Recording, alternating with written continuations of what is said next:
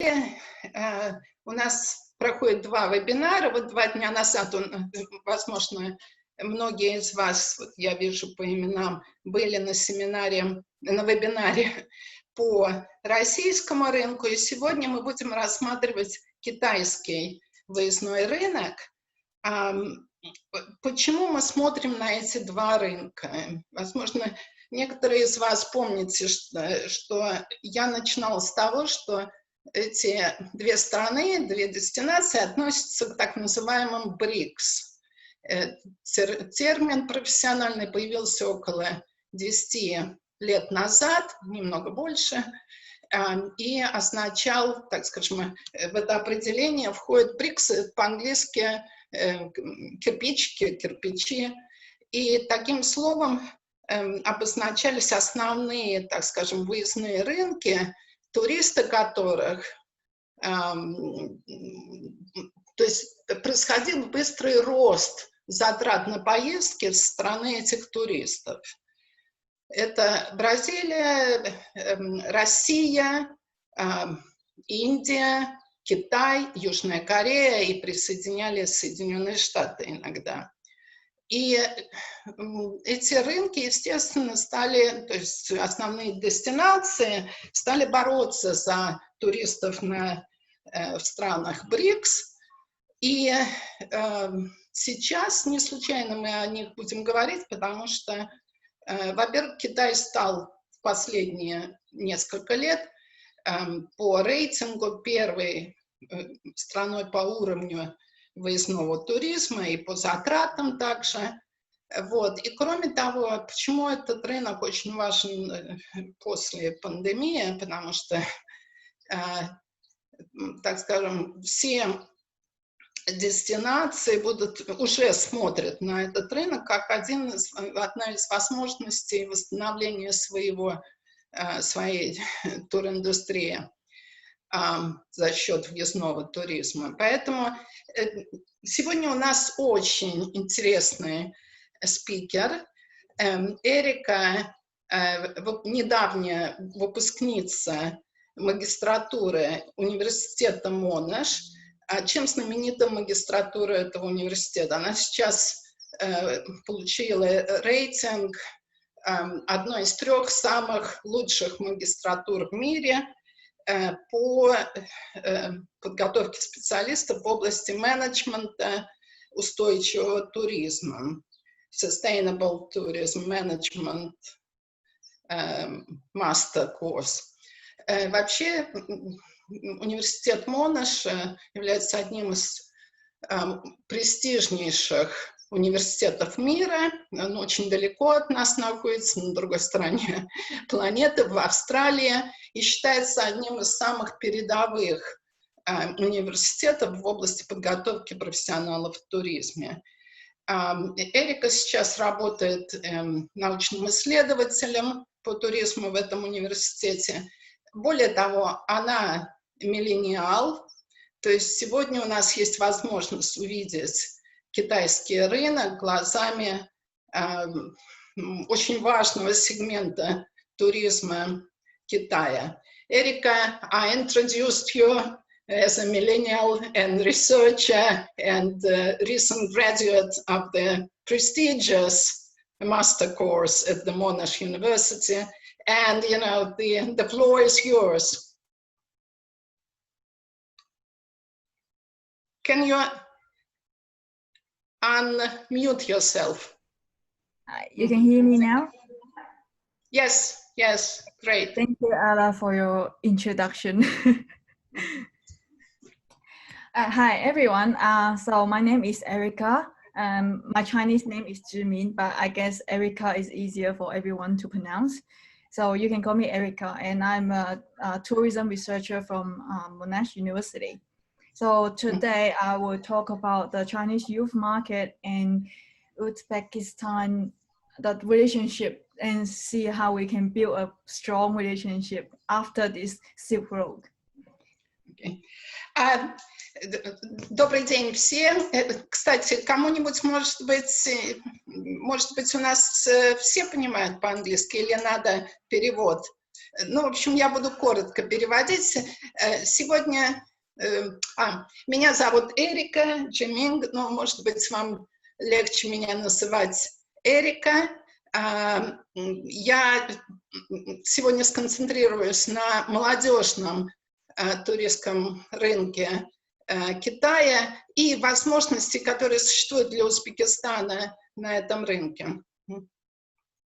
You good? Go ahead. Yes, go ahead. Okay, first let's see where are the Chinese going.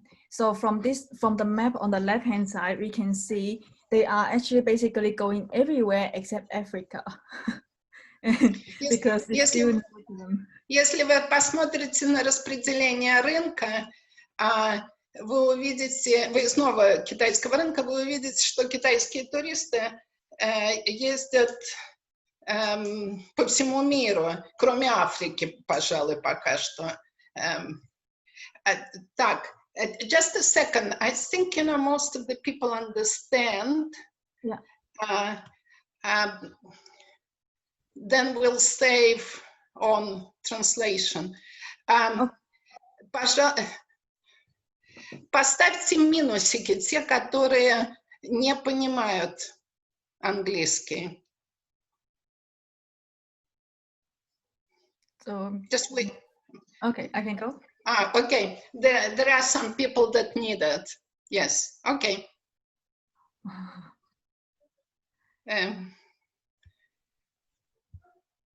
Just a second. Now there are some people.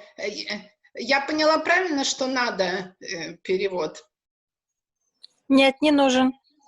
Не нужен? Я видела минусик какой-то там. Нет, они поставили плюс. Okay. Okay. That's easier. Erika, go ahead, but maybe speak slowly, as you normally speak. Okay. Okay. How about this? After the presentation, I can send you an English script of what I say, and maybe they can do some Google Translate based on what I send them.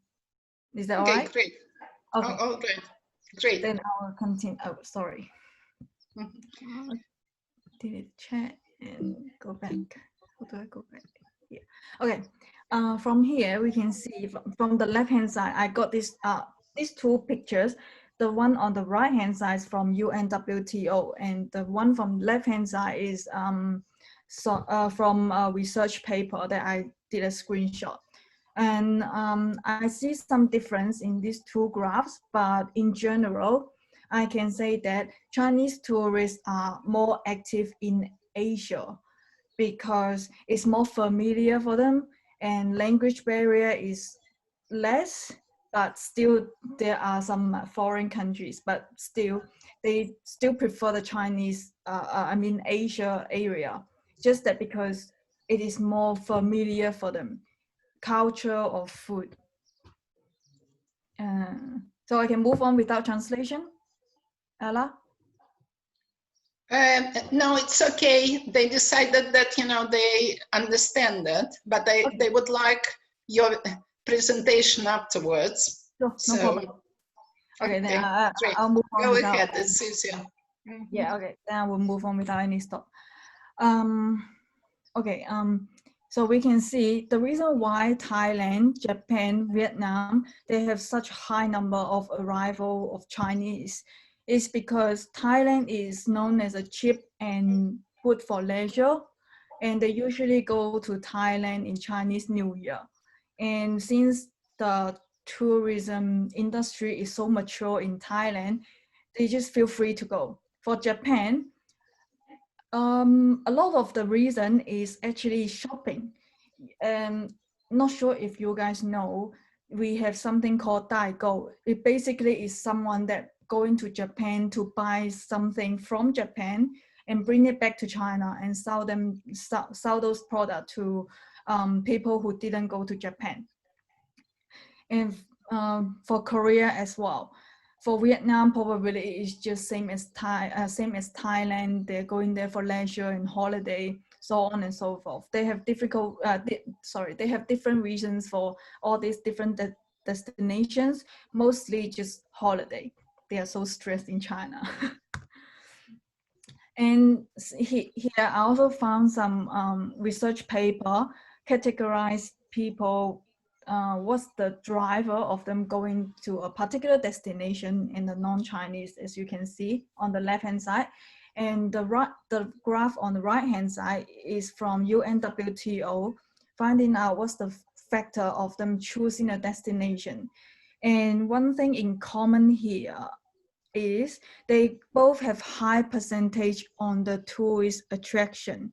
In many destinations, the theme park or historical site are the tourist attraction. So basically these two graphs are actually matching with each other, telling everyone or all the nations that attraction is one of the biggest driver that drive them to the destination. Not the cost, not the leisure, not accommodation, nothing. Just basically the tourist attraction. So that will be easy for all the countries to market them, not just targeting, we are cheap, we are like cheap to travel, local expenses is less. No, just the attraction itself. That would be great. So that you can get more money and get more revenue inside the country. So talking about the youth market, because from Ara, I know that sorry if I pronounce the country name wrong. Uzbekistan has a lot of older age Chinese tourists currently, but they want to attract the younger market. I guess that is the right move to do because the younger market has great potential. But Erica, we are back to the first. To the first. To this first version of having the translation, because some people do not understand. Мы потом пройдемся, может быть, по первым позже слайдам. Сейчас она говорит о молодежном рынке, о том, что вот как раз чем очень отличаются миллениалы китайские от более пожилого рынка. Ну, как и все миллениалы, они хотят очень быстро планировать и делать решение о своей поездке прямо непосредственно перед поездкой. Это очень отличается, конечно, от пожилого рынка Китая. Но дестинации смотрят сейчас как раз на этот сегмент китайского рынка, потому что они готовы достаточно много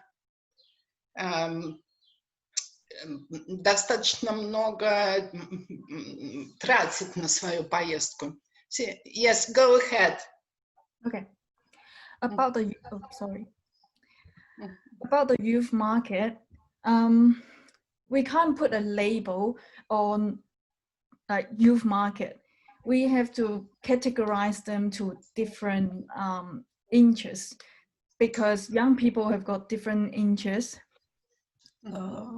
That has been upgraded. Okay, they have got different interests. So okay, they might go somewhere for the sites.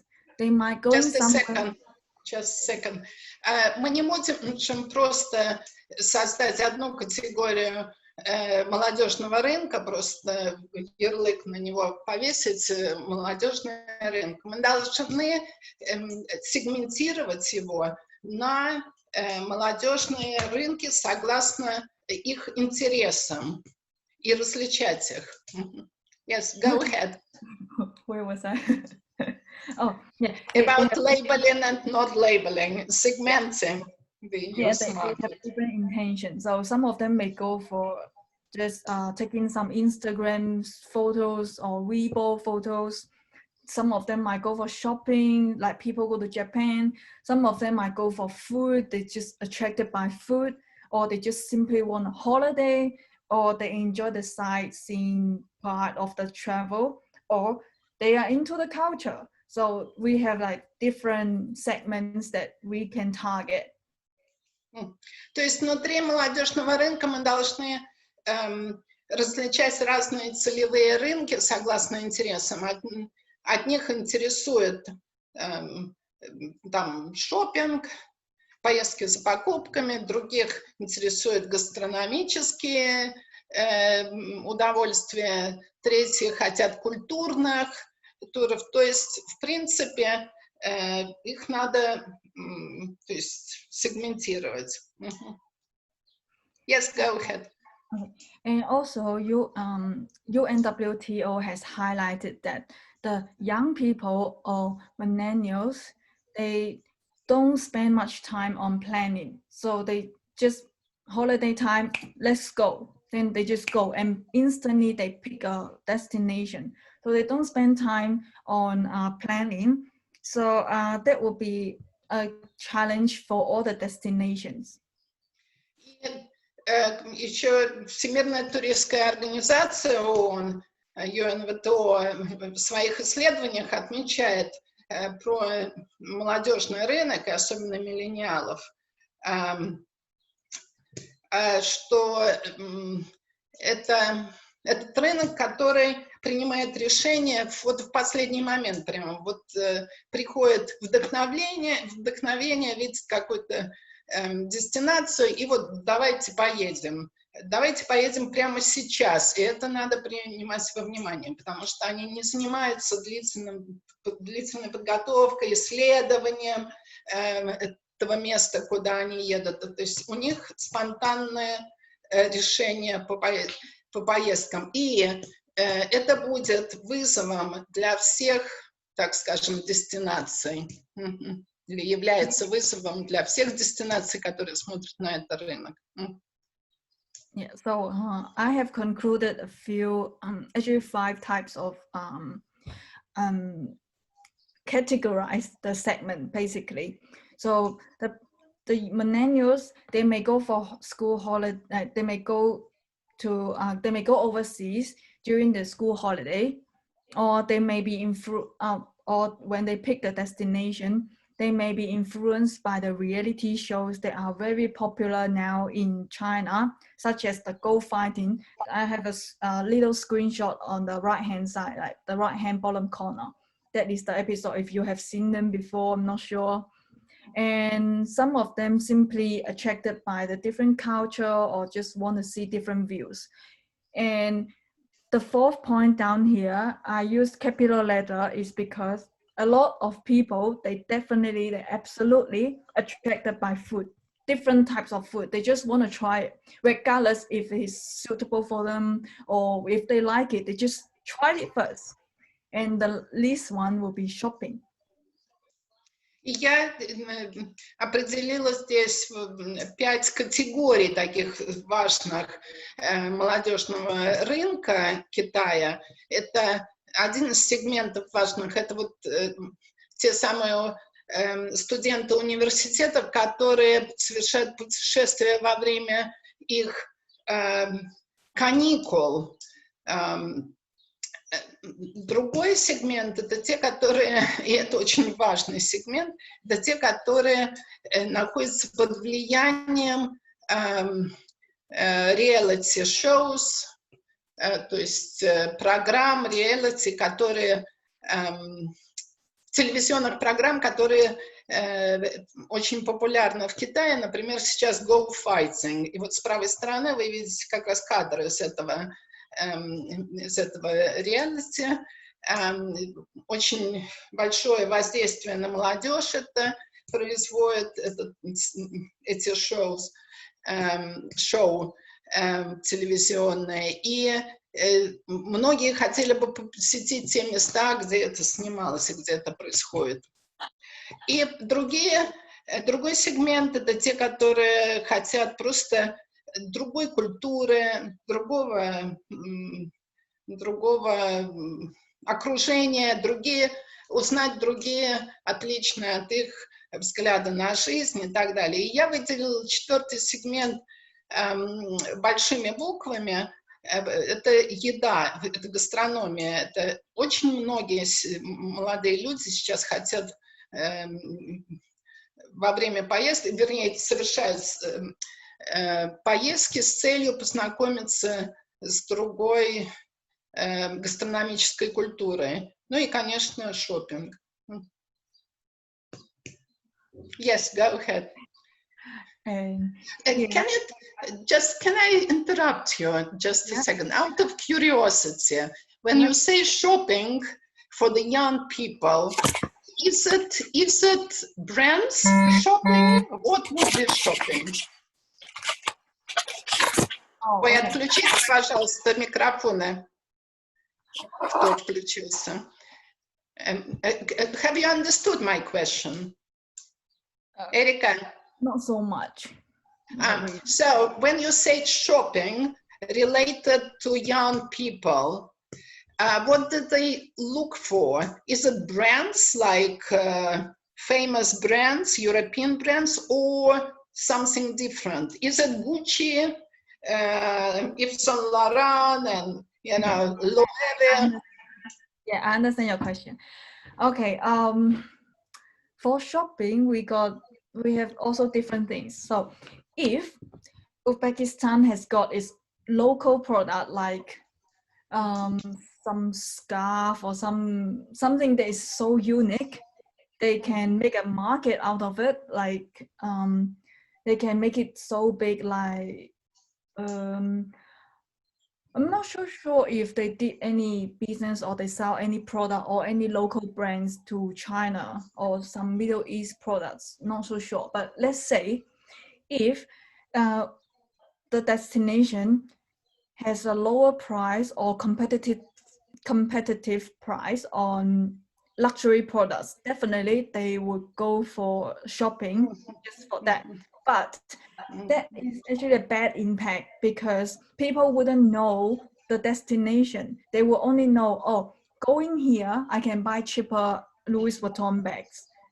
They wouldn't bother about going for sightseeing. So that is bad. But if they can have some unique local brands, like maybe a scarf, maybe I don't know what is famous in that area, but silk is very famous. Yeah, silk. so if they have some silk products that they can sell to China, that will make a big deal out of it, and that will bring in a lot of revenue. Okay, thank you. Я просто спросила насчет шопинга, потому что вы знаете, что, например, Лондон, Мадрид, они сейчас зарабатывают достаточно большие деньги на том, что до пандемии, на том, что приезжали китайские туристы и покупали очень знаменитые бренды, там Gucci и так далее, именно в этих городах. И создался такой сегмент китайского рынка, вот именно в Европе, который едет только на шопинг. Я спросила Эрику вот в применении к молодежному рынку. Шопинг что означает? Это поехать и купить вот эти вот знаменитые бренды по хорошим ценам. Она сказала, что в принципе вот концентрируясь просто на шопинге там больших брендов, вы негативно влияете на свой туристский продукт, потому что этот сегмент обычно едет только для того, чтобы купить вот эти бренды по более низким и ценам, и их не интересует, в принципе, ваше культурное состояние, скажем так. Но если у вас есть какой-то местный уникальный продукт, как, например, шарф, который можно сделать как знаменитым в Китае, брендированный, интересный и так далее, то это будет дополнительным, так скажем, привлекательным моментом для китайских туристов, которые будут ехать, чтобы купить вот именно этот уникальный, эксклюзивный совершенно продукт. Она несколько раз сказала, вот шарф может быть какой-то очень брендированный. но брендированный локально, то есть который будет отражать особенности Узбекистана и станет такой как бы эмблемой Узбекистана. Тогда они поедут и будут покупать именно этот продукт. То есть нужна эксклюзивность, такая местная эксклюзивность. What about food? Local food definitely has to be local food, like the rice that we can't remember the name, but local cuisine basically. Plov, yeah. Yeah. Plov. Actually, in China, we have something similar in Tibet. So, and I also read the reviews on Sea Trip. That is the name, Sea Trip, and like something like Trip Advisor in China. The reviews on food actually are pretty good. So don't the reviews on Uzbek food, you mean? The reviews on, you mean Uzbek food?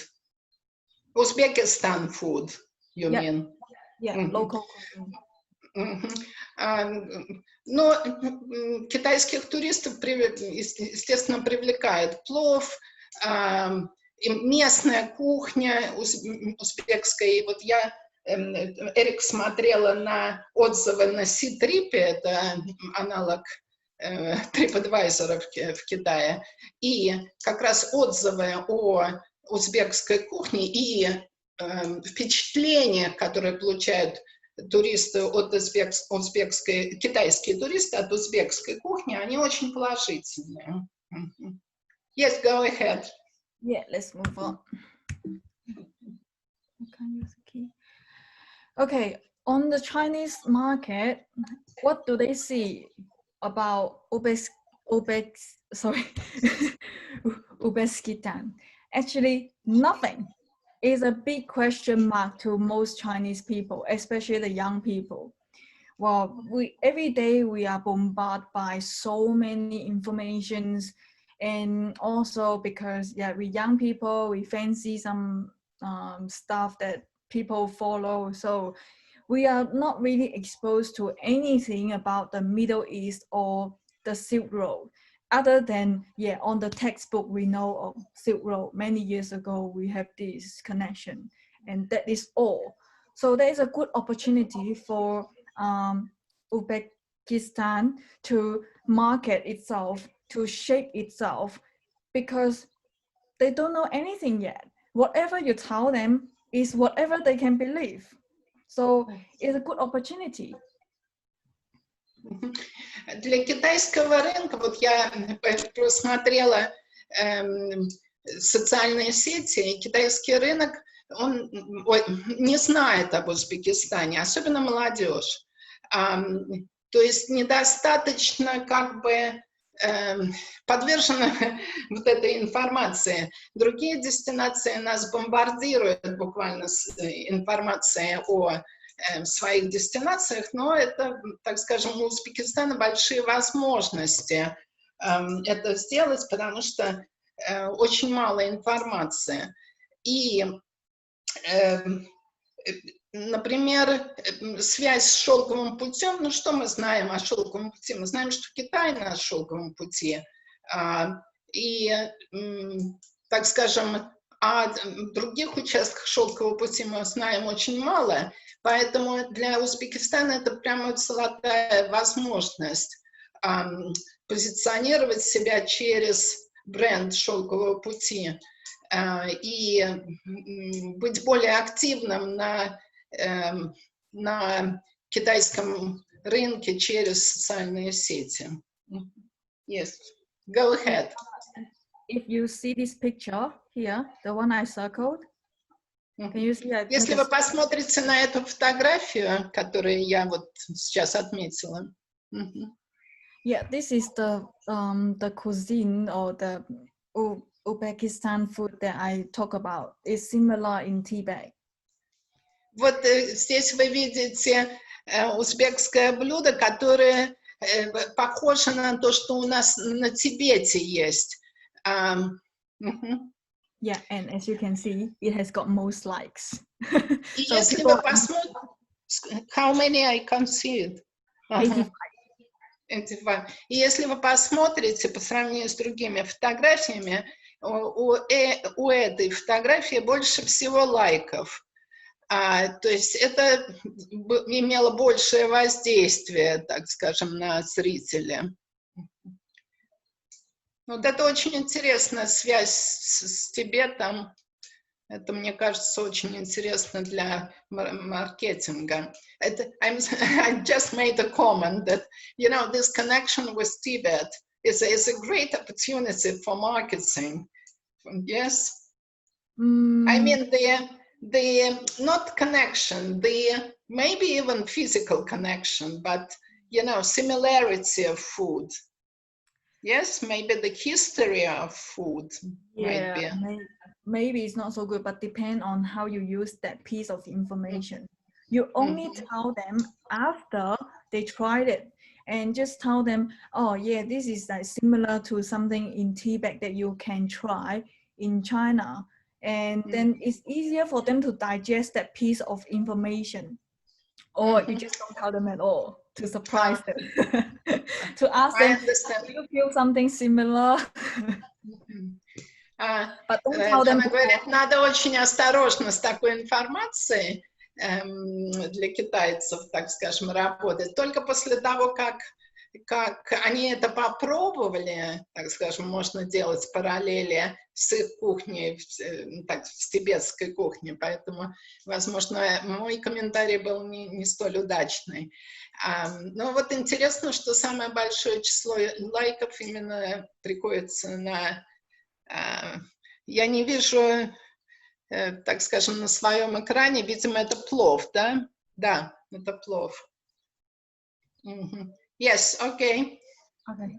Yeah, and the screenshot I have on the right-hand side, this one, is actually a screen capture from a video that a young couple or young people, they went to Uzbekistan and they filmed this video. So in the very beginning, they already say that they don't know anything about this country. And they don't want to do any homework about it because they don't want to be influenced by any information online just because people are saying it.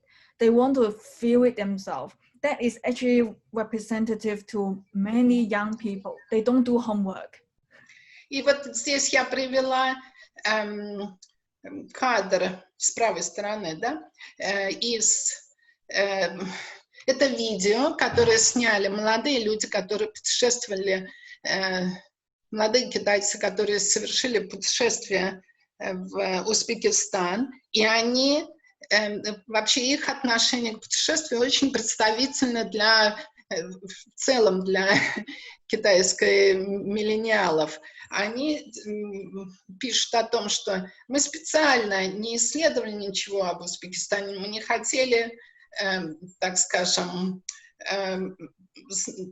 знать, то есть сформировать свое отношение до того, как мы съездим, мы хотели открыть эту дестинацию на месте, почувствовать, потрогать, там, понюхать и так далее. Поэтому и создать свое собственное представление на месте, в контакте с самой эссенцией как бы этого места. И это очень репрезентативно, так скажем, для подхода молодых людей к своим путешествиям сейчас. Yes, please. Thank you. So what can, this is the main point of the whole presentation. What can Uzbekistan do about the young people? So first of all, they need to have an official Weibo account for official social media exposure to tell people. I know that starting from 2020, Uzbekistan is visa-free for Chinese people. And this information is not officially announced or just on news articles, should be officially announced by the tourism industry leader of the country. Что может сделать Узбекистан для того, чтобы продвинуть себя на китайском рынке? Во-первых, иметь сайт Weibo, официальный аккаунт, счет Weibo или веб-сайт Weibo нет, не веб-сайт, официальный канал на Weibo для того, чтобы Узбекистан был известен в социальных сетях китайских. Например, в Узбекистане существует безвизовой въезд для китайских туристов, но об этом в Китае не знают. То есть не было вот такого, скажем, официального представления этой информации в социальных сетях, если это, так скажем, понятно перевела. Ну, в целом ясно, что нужен официальный канал Weibo, где бы это все, так скажем, такая информация давалась. Yes? Yeah. And secondly, museum. I didn't see any museum that emphasized the historical connection between China and Uzbekistan, because this one would give more information about the Silk Road to the younger generation. We didn't know much about it, honestly, because we got a lot of other things to study. Silk Road is just a small point. So we can, the destination can tell us more information about what was the connection like, what did we do together as two countries cooperating together. That would activate our emotional connection with the destination, that make the experience more personal. Второе, это то, что нужны музеи, которые показывают историческую связь между Китаем и Узбекистаном, и которые учат нас истории шелкового пути между двумя странами, потому что мы сами знаем только небольшую часть шелкового пути, в основном китайскую, и не знаем об связи, что мы делали вместе, Китай и Узбекистан, на шелковом пути, какие исторические и культурные связи существуют. То есть это бы создало эмоционально нашу связь с Узбекистаном. Это бы сделало более персональным, персонализированным наше отношение к Узбекистану, вызвало бы наш эмоциональный интерес к Узбекистану. Yes. Okay. And also multilingual local guides. Not many, even though they may be uni students in China, but their language may not be that good. So if you only have English guide there, that's not good enough. You need to have maybe Chinese local guides there and English local guides there for people maybe who have some high level of English ability, so they can choose what language they're comfortable with. And the local guide should also tell more stories other than whatever you can Google, you can search online. Like what I experienced in Europe is people can tell me some personal experience with the destination or with the history. Then I can relate the whole thing to that person and also the place. That would make it more impressive. И, естественно, есть потребность у китайских туристов в гидах, которые владеют не только английским, но и китайским языком, или у них должен быть выбор между гидами на этих языках, на которых они чувствуют себя более удобно. И, кроме того, гиды должны более рассказывать много историй, о которых не могут прочитать туристы в интернете, или какие-то очень личные истории. очень истории, которые встают, опять же, личностный такой опыт этого вашей дестинации. Вот, например, когда Эрика была в Европе, она больше, в общем-то, узнала от гидов, которые рассказывали про свою личную связь со своей историей, с своей страной и так далее. То есть вот это вот не информирование, а передача таких личностных моментов при путешествии, оно создает больше интереса и больше эмоционального контакта с местом, которое мы посещаем. And the next Yes. 2 points, I will talk.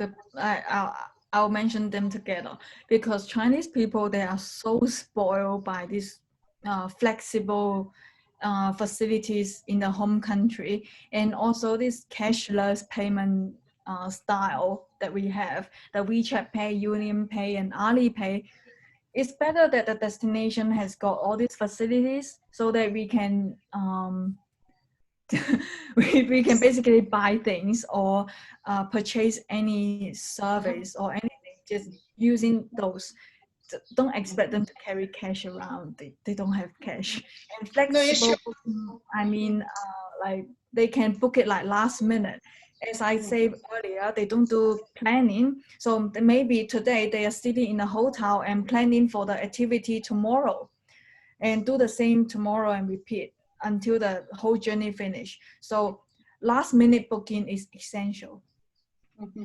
И очень важный момент для китайских туристов — это вот это flexible booking и форма оплаты. Я их сразу вместе округлила, так скажем, потому что flexible bookings, то есть очень гибкие, да, формы бронирования услуг. Вот, во-первых, чтобы можно было прям чуть ли не в тот же день, когда экскурсия, на нее записаться, и так в течение всей поездки делать это просто в последний момент, last minute, то, что называется, да, booking. То есть очень в реальном времени, в последний момент, и очень гибкие условия, то есть можно прямо вот, заказать экскурсию или что-то там заказать, забронировать прямо в момент, когда это хочешь. И форма оплаты. Вот все эти системы, которые здесь приводятся, очень важно, чтобы были в дестинации, потому что позволит тогда китайским туристам тратить больше денег в дестинации. И вот Эрика сказала, что китайские туристы очень испорчены вот этими двумя возможностями гибкого резервации. И это очень важно, чтобы присутствовало в дестинации. Yes, please. Yeah, and next point will be the informative guidance at the attraction site, just like the picture I pointed to. Having a QR code at the destination or on the wall, let them scan it so that they can get the information and maybe information about the building, the history, etc. It will be even better if it is in audio or in video form, not just reading words, because yeah, they are lazy, they don't want to read words. And yeah, that but this is besides guide, yes, besides a physical guide, yes. Yes, besides physical guides. Да, и еще, кроме того, очень важно, что кроме того, что они имеют гида, важно иметь информацию, которую они могут сканировать, да, прямо на исторических зданиях, исторических местах, чтобы они могли сканировать ее и иметь ее, потому что еще лучше всего, чтобы это было в форме аудио, чтобы они потом могли это прослушать. Но это кроме того физического гида, то есть у физического гида другие несколько, так скажем, функции. Кроме этого физического гида, который, так скажем, их проводят экскурсии, важно иметь вот эти вот информационные аудио как бы компоненты на местах, которые они посещают. Yes, please. Yeah, so the next one will be a big project and that will cost a lot of money. Следующий пункт — это может стать огромным проектом и очень дорогим. Is cooperating with the reality show that I mentioned earlier. That would, okay, since the young people, they don't do homework, how do we make them do the homework and inject the destination into their brain? So when they decide to go travel and will suddenly feel like going travel, Uzbekistan will come into their brain just like this, like, yeah, let's go. How do we make them do the homework? Educate them at their leisure. So what people would do is usually just watch the show at their leisure, but while they're watching the show, they're also learning about Uzbekistan. So that information would be in their brain. Just wait a second. Очень важный проект, хотя может много стоить, так скажем, затрат, но очень важный и очень хорошо работающий для китайских туристов — это если вы создадите совместные проекты, будете работать вместе с крупными, вот с такими программами реалити-шоу, которые известны в Китае, как тот, который я упомянула раньше. Дело в том, что особенно миллениалы, они долго не проводят времени, чтобы там что-то выучиться чему-то, там, научиться чему-то, что-то исследовать. Поэтому их важно образовывать в момент, когда они наслаждаются какой-то программой, например, реалити-шоу. И это легко входит в их ментальный план, скажем так, в их мозги. И когда они будут знать, что вот это происходило в Узбекистане, когда они будут выбирать дестинацию, куда они хотят путешествовать, это сразу так клик будет, и зажжется лампочка, и они захотят поехать именно туда, где происходило это шоу. И это очень важно. That must be difficult to translate. No, it's okay. You are very clear. You are very clear. Thank you. The last two will be shorter. What I mean by provide themes here is I can provide some examples. Since from the picture I saw, we have some beautiful scenes that actually are suitable for wedding photos. So we can provide a theme that, okay, people can take wedding photos here and some other, or connect it with the fairy tale. I don't know the fairy tale, but I saw comments that people connecting the site or the scene that they see with a fairy tale is like reminding them of what they hear when they're younger, or even some Disneyland stories I have no idea about. But yeah, provide some themes so that they have idea what they are looking at, what they are going to, what place that they're going to, what can they say on social media. That is the thing. И вот очень важно тематический подход. Ну, кстати, это вот эта тенденция, которая и вообще в мировом туризме сейчас превалирует, это создание, это мой комментарий, это вот создание тематических маршрутов, тематических продуктов, на них большой спрос. И вот как раз Эрика говорит о том, что очень важно, например,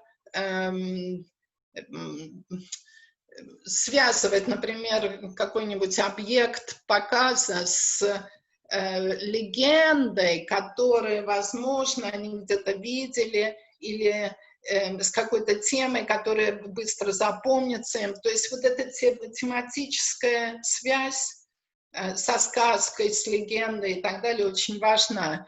И вообще тематические парки важны для китайских туристов. Yes, yes, please.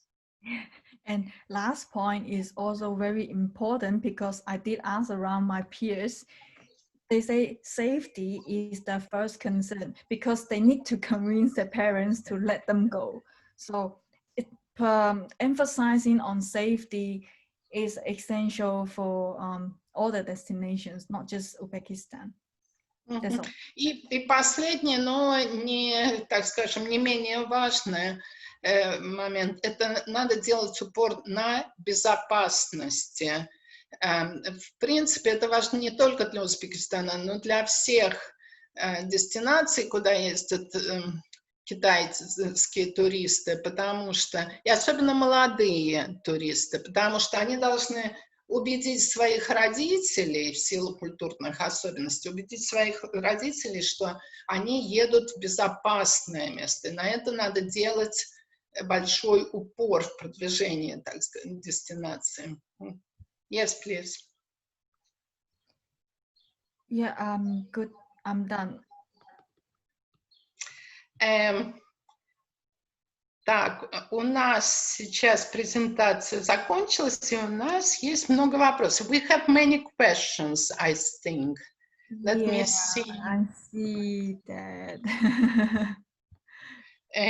Так, мы что?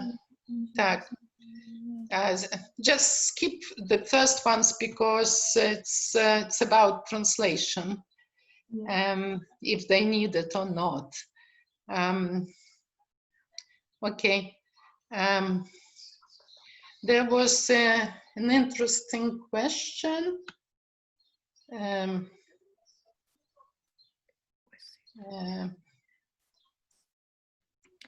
Okay, I got the question here. It's written in English. I can understand. So it's asking, after the lockdown, would the Chinese people focus more on well-known destinations? No, don't worry about it. If they plan for that destination, or they have already booked it earlier, they will rebook it later. So don't need to worry about it. And also with the tension, as everyone know that China now has got many intensive relationship with Australia, America, all sorts of countries. So if Uzbekistan not doing anything provoke the politician point or the political stuff, you'll be all right. Or even some people was planning to go to US, and because of this issue, they don't go to US anymore. They plan somewhere else. So no need to worry about that. С точки зрения, был вопрос о том, что был хороший интерес в Средней Азии до пандемии, и в прошлом году было много резерваций, но потом были аннуляции и вопросы после локдауна, то есть после пандемии, не будут ли китайские туристы больше фокусироваться на таких дестинациях, как Франция, Япония, Таиланд и так далее, и новые, менее, так скажем, известные и так далее дестинации. Но, значит, ответ Эрике, что вам не надо беспокоиться об этом, потому что на решение китайских туристов, скорее всего, влияет политические отношения между странами. Как, например, сейчас много напряженности с Соединенными Штатами, и они не будут ездить в Соединенные Штаты. Поэтому если между Китаем и Узбекистаном будут продолжаться такие позитивные, хорошие отношения, вам не надо беспокоиться об этом, о том, что не будут возобновлены, скажем, бронирование опять. Эрика, what could be a new kind of product that of tourism product that the Chinese travelers might be interested after pandemic? Is there any shift in their preferences, in their motivations? Like, you know, we hear that Europeans would not like to travel to crowded places, that they would like to go to maybe community-based tourism centers, you know, smaller places, smaller villages that are not so crowded or visited by the travelers, to be more lonely somewhere. Then is it the issue for Chinese that, you know? Yes, this will be the same for Chinese, especially young people. Well, not sure if you know, whenever there is long holidays like our Golden Week in October, people are just everywhere, and we are all trying so hard to avoid going to those places every year, before the pandemic and even after the pandemic. Just anytime, we always try to avoid the crowd, but we can't. China is only that big. That's why people are keen to go overseas. So this shouldn't be a concern for Uzbekistan, because as far as I see, not that many people go there yet. But it's better to control the number of people going one place. Я спросила Эрику, вот в Европе сейчас тенденция, что и мнение, что люди будут ездить в места, которые не перегружены туристами и так далее, в более такие, скажем, не эксплуатируемые до этого места, небольшие деревни, где не слишком много туристов, и в какие-то альтернативные места от больших городов и так далее. Является ли, то есть будут избегать тех мест, которые перегружены. И я спросила, будет ли эта тенденция для китайского туриста. И Эрик сказал, да, эта тенденция уже началась давно. Мы стараемся вот во время праздников и там отпусков избегать перегруженных мест, но для нас это очень сложно, потому что Китай не такая большая страна для такого большого населения, и чтобы избежать этого, мы едем за границу, и поэтому, но для Узбекистана, она считает, это еще не является, так скажем, проблемой. Единственное, что необходимо, конечно, определенный менеджмент для потоков, управление потоками, чтобы люди не скапливались в одном месте. То есть, в принципе, в этом и заключается устойчивое развитие туризма, о котором мы еще будем говорить в будущем. Yes, I translated. Let me see more questions. If anybody wants, если кто-то хочет задать вопрос, откройте свой, так, сейчас если, откройте свой микрофон и можете спросить.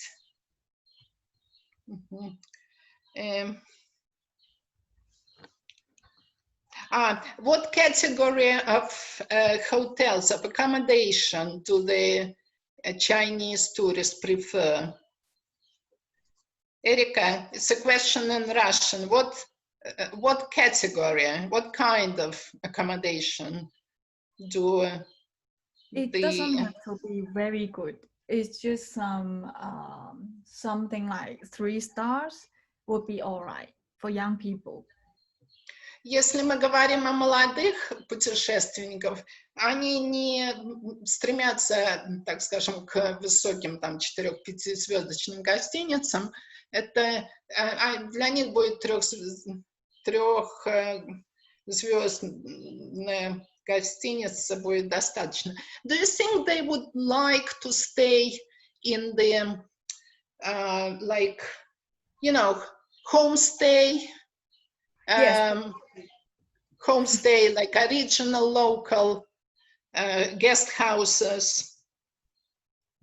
Yeah, definitely. So that they can, they would love to have some sort of experience with local. So if the local or the host of the house can show them around, that would be even a big bonus. Я спросила, захотят ли вот молодые китайские туристы останавливаться там типа homestay, в домах гостевых и в семьях. Она сказала, несомненно, и более того, если сами владельцы или работники этого заведения им покажут вокруг город и покажут какие-то местные, так скажем, специалитеты, это будет большой бонус для выбора такого места проживания. There is a question from Sergei Danilov. While traveling abroad, does Chinese travelers prefer local restaurants with local food or Chinese food, or it could be mixed? I was typing the answer. Okay.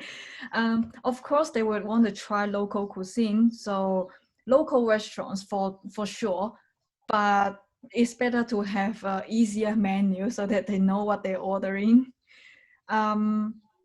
Or the waitress or whoever worked there can recommend something good. That would be nice. If they stay any longer, like 5 days and above, maybe they would try a few, 1 or 2 meals of Chinese food, because eventually they might still miss some sort of their hometown food. But yeah, they would try as much as possible for local food. We're talking about young people, yes? Or in general? Just young people. Если мы говорим о молодых путешественниках, то они захотят попробовать как можно больше местной кухни и местных ресторанов. Но если они будут останавливаться больше 5 дней в одном месте, то им нужно будет одно или 2 питания провести в китайском ресторане. Все-таки они, так скажем, нуждаются в китайской кухне тоже. Но сначала они будут делать, так скажем, знакомство с местной кухней, как можно глубже, так скажем, ее исследовать. Yes, please. Any more questions?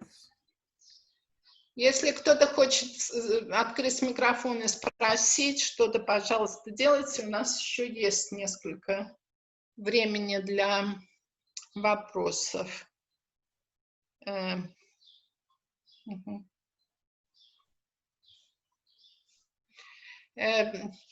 Эрика написала вам свой электронный адрес, чтобы, если вам нужно еще дополнительные вопросы задать, пожалуйста, можете с ней связаться.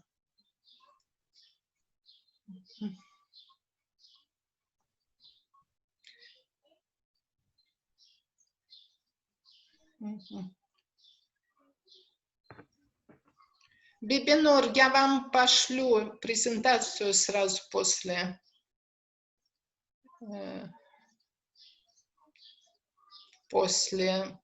нашей сессии.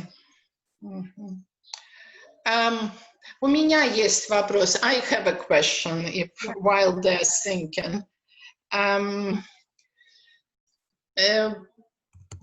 I understand that that,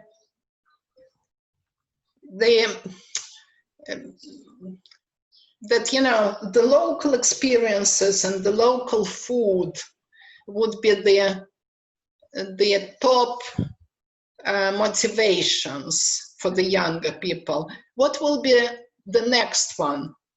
Okay, the thematic approach, and maybe one more that you can think about. The views. The what? The views. The views. Yes. As you can see, my screenshot on this how come I can't go? Oh, sorry.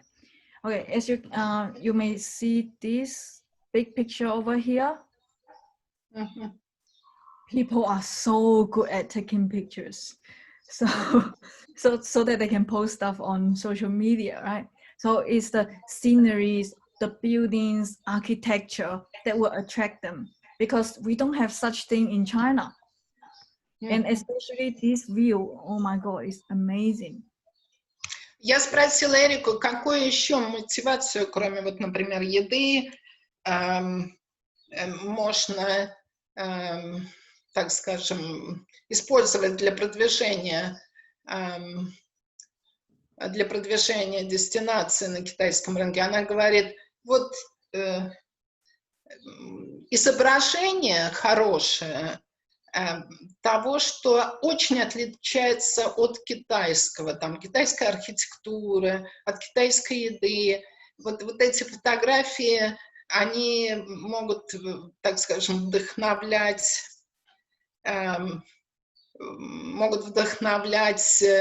путешественников. То есть очень важен визуальный ряд.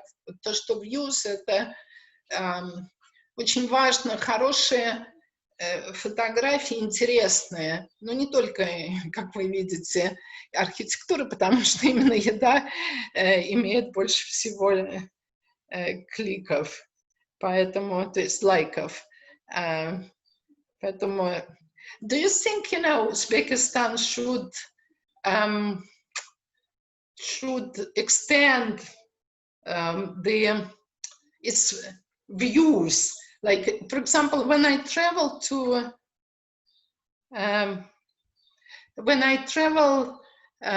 Uzbekistan, one of the beauties of it is that, for me, is that people, especially women, still wear their national costumes, national designs, national silks that are so different from Europe.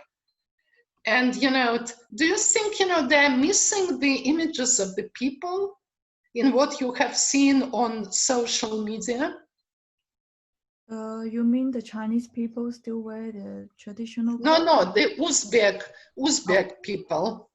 When I travel to Uzbekistan, I see that there is a lot of national design and national costumes, national dresses used in Uzbekistan. But I don't see it on your screen, so most likely it doesn't come up in the social media. Yeah, if you don't tell me that, I wouldn't know. That is actually a very big attraction point, because that is the but wearing those clothes can connect you to the culture so closely. Yeah, that would be one selling point. And I don't see anything here. Probably people don't know about it.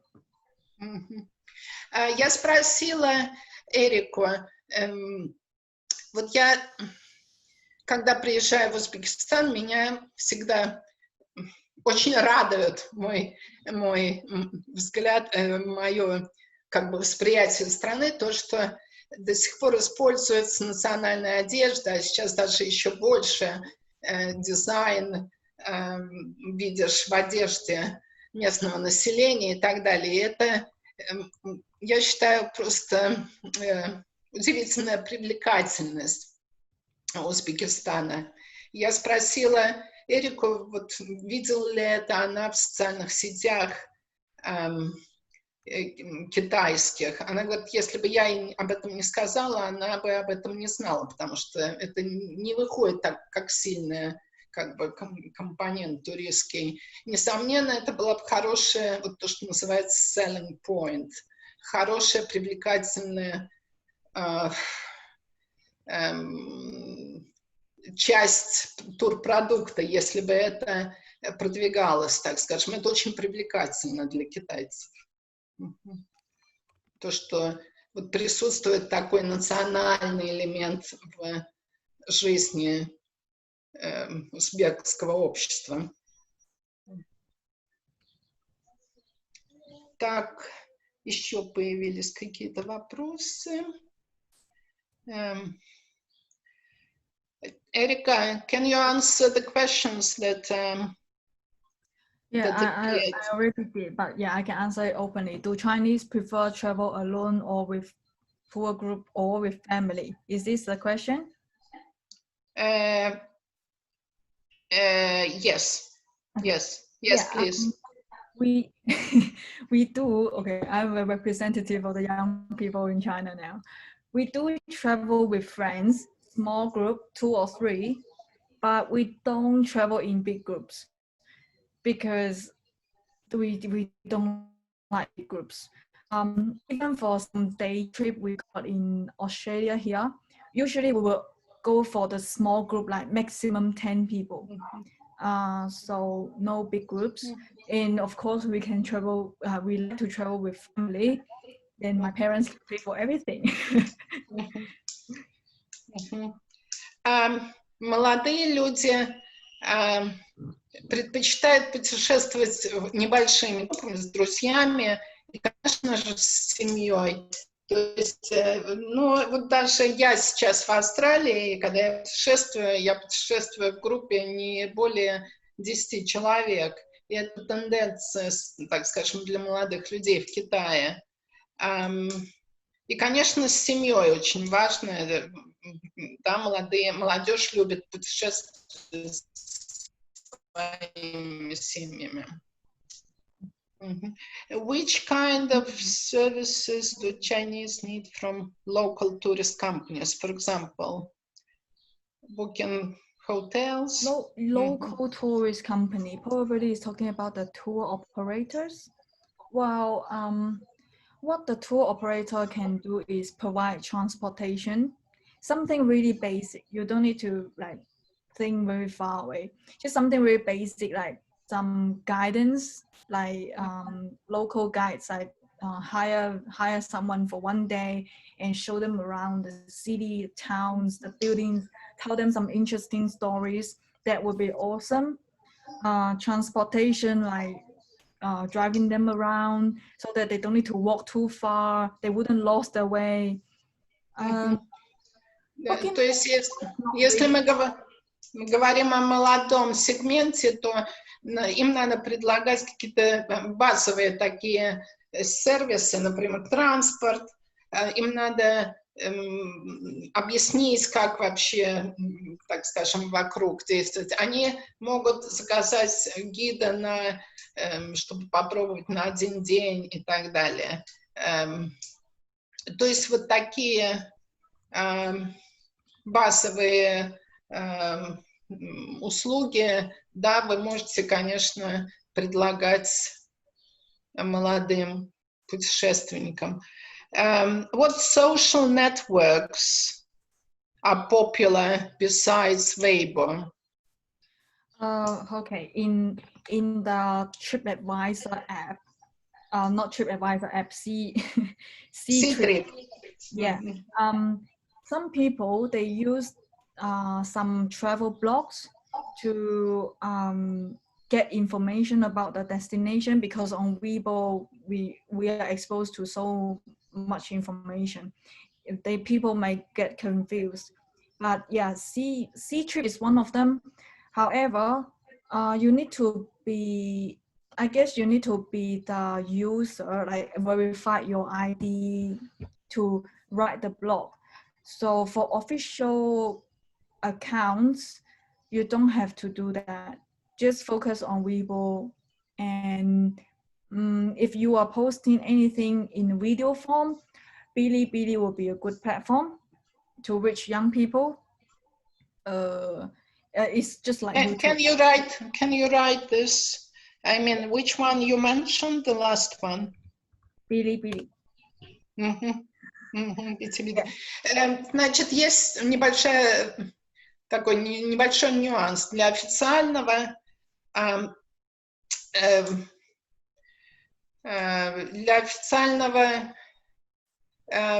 сайта, для официального присутствия, да,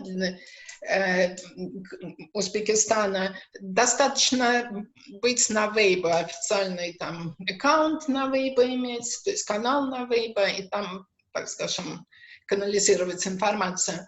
Для турбизнесов, вот она привела, конечно, C-Trip очень важен, это как быть на TripAdvisor в Европе или в другом остальном мире, и обязательно надо быть на travel blogs, на блогах, такие как Билибили. То есть там, где... What about Facebook or Twitter? China cannot access to Facebook and Twitter without VPN. VPN means basically redirecting your IP address to other ports so that you can connect outside of China. Yes, I know. Yeah, and not many people would use that to get information. So Facebook is not a very good way to target Chinese. Facebook и Twitter не являются, в общем, с точки зрения Эрики, не являются хорошими каналами для того, чтобы достичь рынок китайский. Дело в том, что и Facebook, и Twitter нельзя видеть в Китае напрямую. Можно только через приставку VPN Baidu. То есть это как-то более сложно, да, и немного людей выходит на Facebook и Twitter. То есть это несколько сложнее, чем просто на C-Trip и местных. То есть она не советует использовать их как основной канал для Китая. Yeah, and also Pakistan can use the C-Trip as a platform to give out more information, especially for tour companies. I'm not sure how C-Trip look like for tour companies because I'm just using it as a user. I don't have access to any business account. But as you can see from my screenshot still on this page, this one, the one on the left-hand side, all this is like a 6-day trip, including Tashkent, Is it C-Trip? Yeah, it's a city like going to places and destinations. Yes, but is it C-Trip? Like a 6-day trip. Yeah, and the one below here is a 4-day trip and going to different destinations too. So tour companies can post some trips or those services on this platform, and they can book their service. That will be convenient for them. But are you talking about C-Trip? Yes. This is on the left side. Sorry, I missed that. Эрика сказала, что вот, например, я использую C-Trip как вот использователь, да, я не смотрю на него с точки зрения, как вот частный сектор может это использовать, но вот, например, если поеду в Узбекистан, то я войду на C-Trip, и я вижу здесь вот как раз пакеты Узбекистана, включая Самарканд, Самарканд, Бухару и так далее, классические поездки. И я тогда вот 6-дневные, 4-дневные, вот я бы как путешественница пошла по этому пути. Я посмотрела на C-Trip и увидела, вот он мне предлагает вот это. Поэтому важно присутствие вот именно там. Do we have more?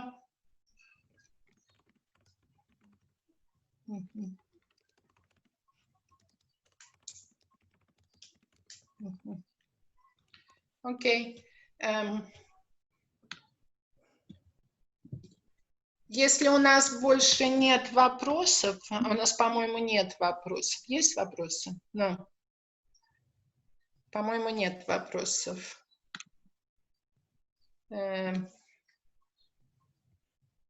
Так. Ну, тогда мы можем закончить, если вы не возражаете. Мы предоставим... Я предоставлю эту презентацию Института развития туризма, и, видимо, институт может предоставить всем участникам. Те, которые прислали мне свой имейл, я прямо сейчас пришлю это. Большое всем спасибо, большое спасибо Институту развития туризма в приглашении провести этот вебинар. Я надеюсь, было очень полезно. Большое спасибо всем, кто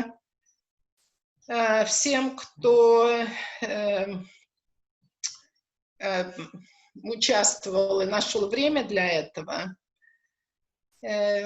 И большое спасибо лично Эрике за то, что она поделилась своими знанием, своим пониманием, своим тоже временем с нами. Erika, thank you very much to you for your expertise, for sharing your expertise. It was very useful, I believe, and we had a good feedback. We had practically everybody stay until the end. And thank you very much. Алла, добрый день. Можно будет? Да, добрый день, очень рада вас видеть. Добрый день, Алла. Да, я очень рад видеть вас тоже. Thank you very much for this wonderful presentation, Erika. I'm a rector of Bukhara State University, and I used to work as a UNVTO, as a technical office. We work together with Alla. So a long time I didn't see her, even online. So that's why I just wanted to pass a few words. Thank you very much indeed in this pandemic time that people can organize. And thank you to Yelena. She already sent me a link and I was very happy. So we do keeping cooperating with the Institute of Tourism as well. And here in Bukhara also we have very big, I can say, the Faculty of Tourism. And we already launched from last year one very good school, School of Business and Tourism, VATEL. This is the French school. We got the franchise agreement with them and started already to have a bachelor program. So as a rector of Bukhara State University, I very appreciate to organizers, the Institute of Tourism, and especially Alla also and Erika, thank you very much. So this kind of the, I think events, this kind of the seminars will help in this very, how we can say, a very hard time. But by the way, scientists, we did not stop to do some new creation or new initiatives. So that's why we are the scientists and we are the specialists in tourism field.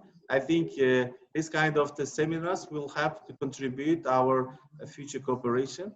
And I hope to everybody very good health and to staying at home, to be safety, and hoping soon we will get a new stage of development and a new stage of this this time also. Thank you very much indeed for everything. Джон, очень рада видеть вас. Взаимно. Очень рада видеть. Будем на связи. Спасибо. Спасибо вам, Алла. Спасибо. Мы можем, наверное, закрыть уже. Так, институт как закрываем? Да, все, ладно, спасибо вам большое. Я напишу сейчас свой mail, если кто-то не видел. Если я кому-то не перешлю, так, это не приват. Сейчас я не перешлю презентацию, обращайтесь. Вот так вот. Большое всем спасибо. Абиджон, еще раз спасибо вам за теплые слова. Институту развития туризма огромное спасибо за организацию этой такой платформы знания, я бы сказала, и общения. Это очень важно сейчас. Эрика, thank you very much, really. We'll be in contact. And keep safe on the other upside down, on the other side of this world. Yeah, thank you, Ella, for inviting me. And it's my pleasure to share this information. I learned a lot too. Thank you very much. Thank you, everyone. Большое спасибо. Я тоже очень многому научилась. Спасибо за приглашение. Я говорю, держитесь там на другой стороне планеты, вверх ногами. Большое спасибо всем. До свидания. Bye-bye.